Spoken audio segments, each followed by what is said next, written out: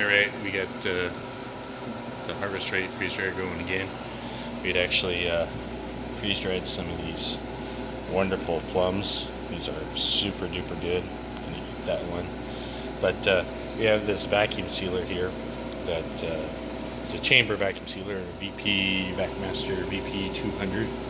We found out that you can actually just take our jar, and instead of using the attachment, which we do have, but it's just as easy as taking this in here, stick it like this sideways and hit vacuum,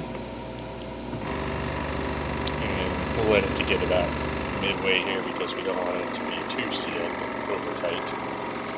And go ahead and stop this and open this up.